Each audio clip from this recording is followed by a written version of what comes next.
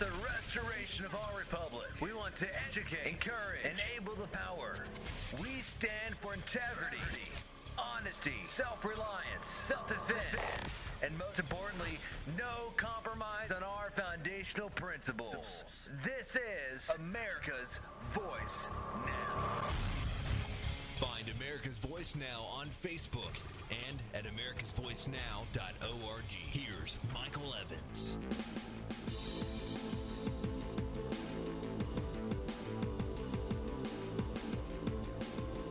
Good morning, America. You're listening to America's Voice Now. My name is Michael Evans, and I will be your host this morning. I'm grateful that you have decided to join with us, and I appreciate that very much. Great to have you here. Great to see so many folks lined up on our website who are capturing the show live. You can do that both audio and video, whichever is your preference.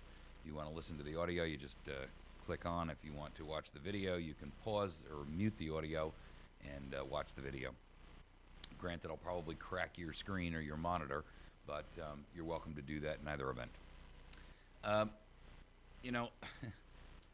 We do this program every day, and every day I get out there in the morning and I'm looking for different stories, and I'm looking for different information about what is happening in the world and what's happening domestically here.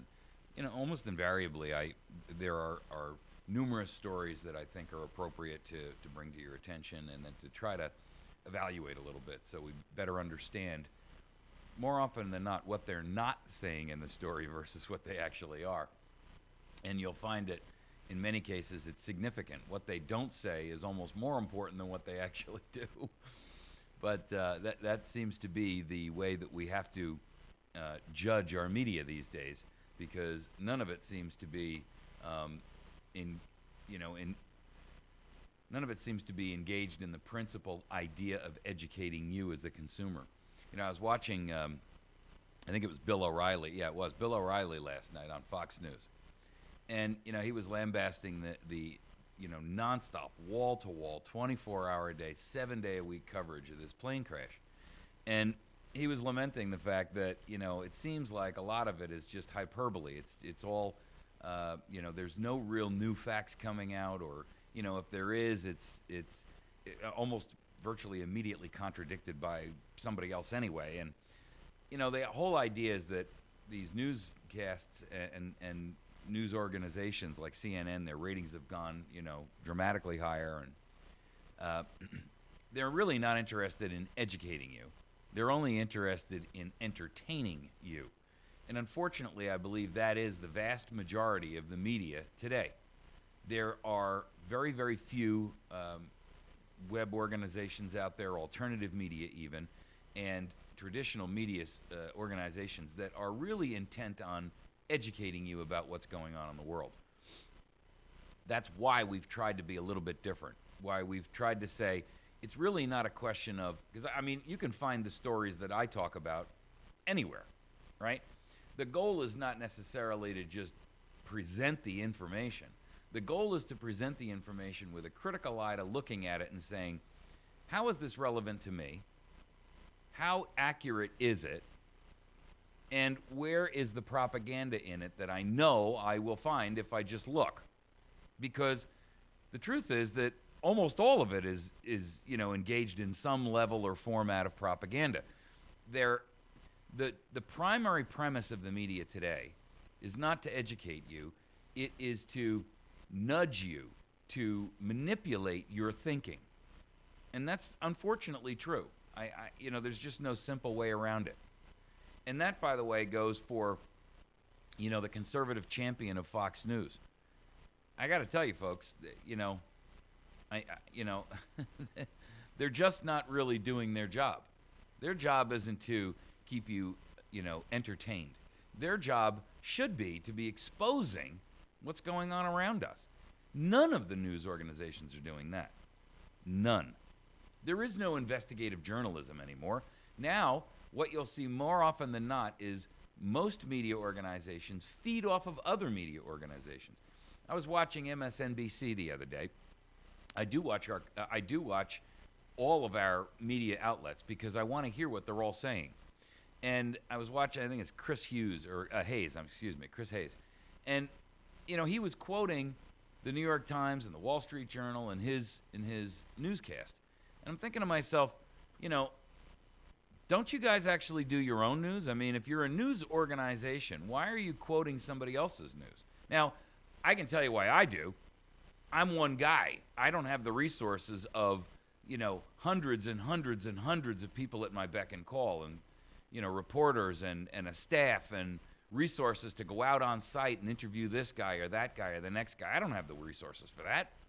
Heck, I subsidize and pay for this show out of my pocket. I don't know anybody in the media that does that.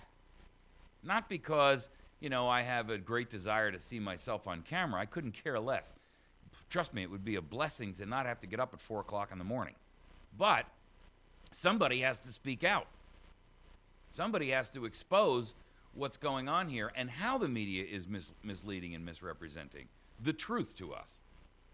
And, of course, the other side is that by their cover-up for, you know, these administrative endless series of abuses and treasons and faux pas, and, you know, they run the gamut from innocent mistakes to complete flat-out treason. And I don't see anybody else talking about it, so I'm just going to do it. You may not necessarily like that, but then again, you don't have to watch, right? It's a free country. Well, relatively. So this morning, we're going to talk about 4 different topics. The first one is going to be how the White House is poo-poohing the Russian threat of a nuclear Armageddon, and how defiant, you know, Putin is, and how this Obama-Putin thing is almost turning into a personal, you know, he's openly mocking the president. I openly mock the president because there's almost no credibility to the guy. And, you know, this nonsense about, you know, I'll give you such a pinch. You are bad, Vlad. I mean, it's embarrassingly, it's excruciating for me as an American to sit here and watch my president act like this. He came out the other day and he accused the U.S. of the rule of the gun. He's right. Problem is, the gun's not pointed at Russia or Ukraine or Crimea or anybody else. The gun is pointed at us. I mean, you know, this guy is pimp-slapping Putin around like it matters, and Putin is hitting him with, you know, right crosses. Meanwhile, you know, he's ruthlessly abusing us, all of our rights as citizens, our human rights, our civil rights, our rights that are authored and guaranteed under the Constitution. And it's stunning to me. All right, we'll talk about it a little bit more. The second topic is how Obama has stripped or is stripping the U.S. of sovereignty while the planet is basically laughing at us and the hypocrisy of what we do. I am so frustrated by the hypocrisy of a nation that goes out there and talks about, you know, talks a big game about equal rights and equality and human rights and civil rights, and then denies them of their own people. It's just, and the whole world, it's obvious to anyone who looks. You don't have to, you know, have a political science degree to see it. Our third topic will be, why is it that a black conservative is outcast? I mean, why is it that they're Uncle Toms? Why is it that they're the House N? What is with that? How is it that if you're a conservative and you're black, you're not with the people? What kind of insane nonsense is that? How is it that being black is synonymous with supporting the same party that gave you the KKK, voted down the end of slavery, and worked against civil rights? I don't get it. What is that What is that disease they call it when people are kidnapped, and one of you guys out there on a Patriot FB, tell me, what is that thing where they call it when people are kidnapped and they cleave to their kidnapper? I mean, that sounds like what it is. To me, it's insane. I don't understand how any group of people can manipulate the group think to the point where they are denying their own interests. It's insane. Our fourth topic is going to be why we need your help and the AVN and what you can do to assist us.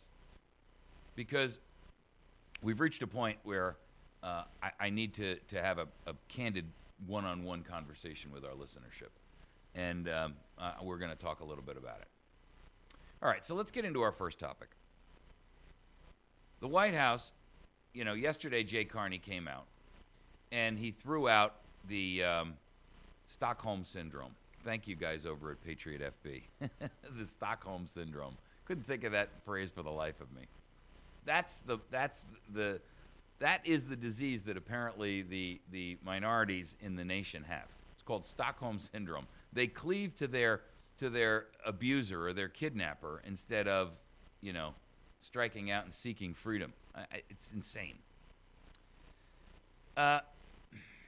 Putin has signed this treaty with Crimea and made it part of Russia. He is accusing the United States of being, neo-Nazis, Russophobes, and anti-Semites. Which, that's kind of interesting. He's accusing the United States of using the force of the gun, which he's right about. It's just that it's pointed in a different direction than he perceives. We here domestically are stripped of our constitutionally guaranteed rights of free speech, our religious affiliation and worship, our rights to be able to own and possess and use weapons for self-defense, our privacy and our right to just be left alone. I mean, why is it government has to be so intrusive that we have to get permission from them to do anything and everything, that they interfere in every aspect of our lives? Not just federal, state too, but the federal is really out of control. Our right to a jury trial, the miasma of laws that are cooked up by these tyrannical wannabes in 1,000 different agencies. I mean, really. It's like there's 100 little Hitlers running around and everybody wants to be the boss. To borrow an old phrase, which I'm sure will get me lambasted as a Native American racist, everybody wants to be a chief. Nobody wants to be an Indian. The abuse of us on cruel and unusual punishment, and the destruction of the sovereignty of the states, and the states' inherent rights, and our inherent rights, which flow down from that.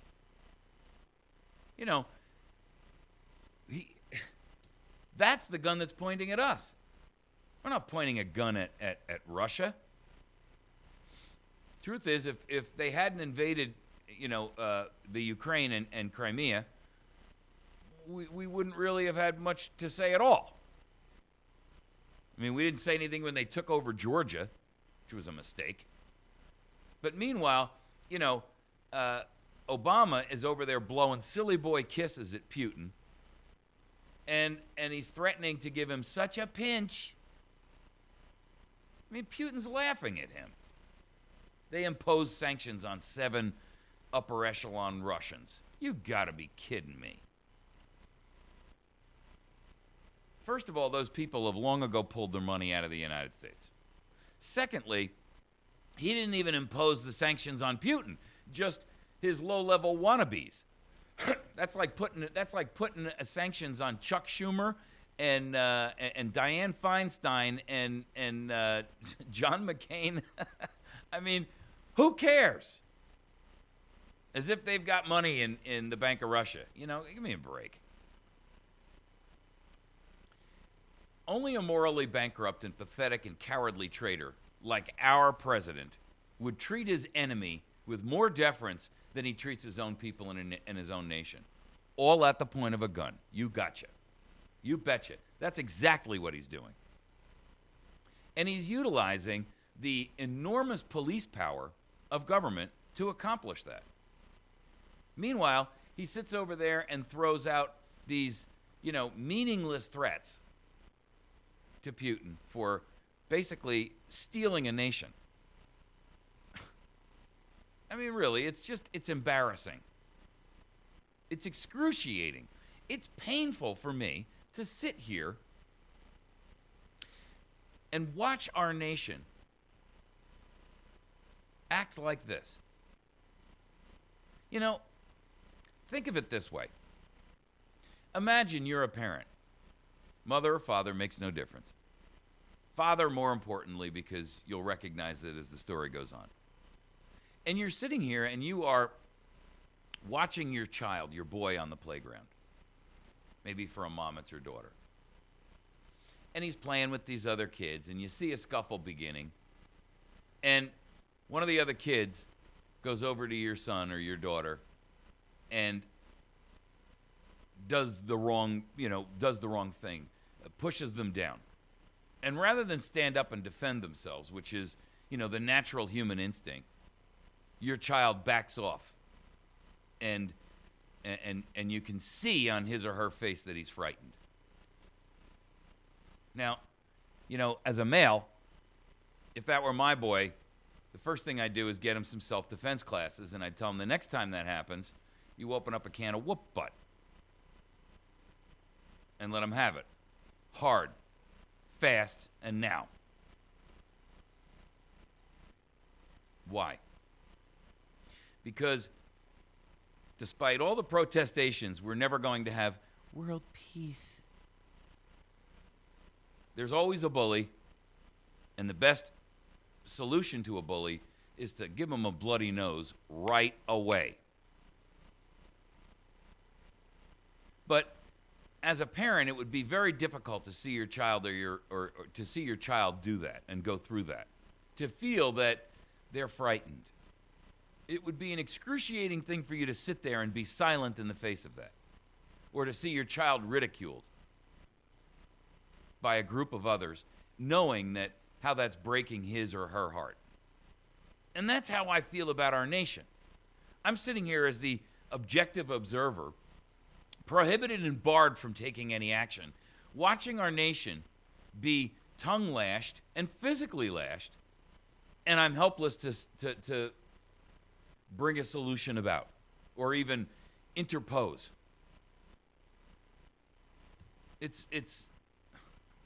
I'm sure I'm not alone. In fact, somebody posted on one of the posts this morning that I put up.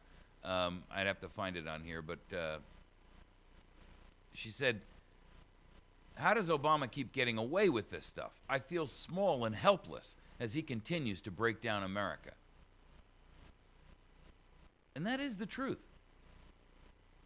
We are, all of us, feeling the same thing.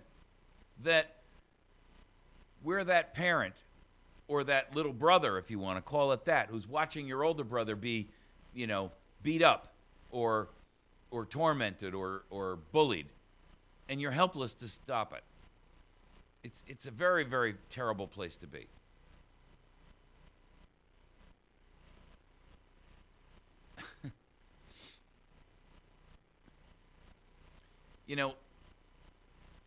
Yesterday, Russian TV, state-sponsored now, and nothing goes off Russian TV, state-sponsored, without approval of Russia, the government. And they came out the other day and said that Russia is the only nation that could. John Carl asked the question of John Carl from ABC News asked this question of Jay Carney. Now, they threatened nuclear Armageddon, right? So here's what he said.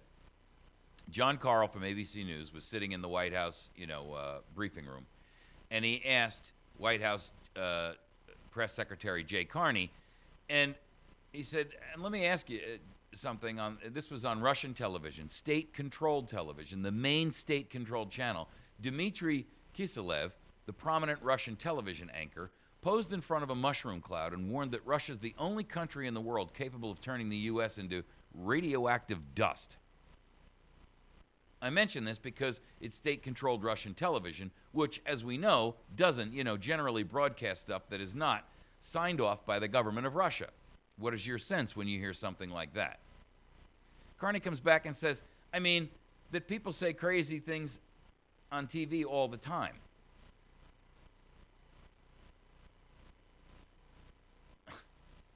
Well, I wouldn't disagree with that. But we understand that, Jay. In fact, if we want an example of that, all we got to do is look at you and your boss. You both say crazy things all the time. Stuff like, with Obamacare, you're going to be able to keep your doctor, period. And you're never going to see a loss in your health care plan. If you've got insurance, don't worry, nothing's going to change. That kind of stuff. The other kind of stuff that says Benghazi didn't really have anything to do with anything other than some video by some guy who couldn't get 50 YouTube views on it until you guys made it into an international incident. The fact that Putin is manifesting these dangerous tendencies and saying things like this, and don't for a minute mistake the fact that there was clearly government involvement in that statement. It tells me that you guys have failed to look at monsters from history and that you're cavalier about our security as a nation. Think Stalin. His predecessor. Think Mao. 60 million of his own people. Stalin, 50 million of his own people. Hitler, Mussolini. Take the list. Pol Pot. There's plenty of them out there. What it tells me is that nobody thought they were capable of that either. Not nuclear war, but still genocide. Jay, Carney, with all due respect, you and your boss are both fools because you're being cavalier with our national security, our well-being as a nation, and our safety. And I resent it. And truth be known, I think America resents it as a whole. And if they don't, it's because they haven't thought long and hard enough about why they should resent it. All right, we're going to take a break. When we come back, we're going to talk about how the United States is stripping us of our sovereignty as a nation and our sovereignty as individuals, our state sovereignty. We're going to talk about it. We'll be back in just a moment.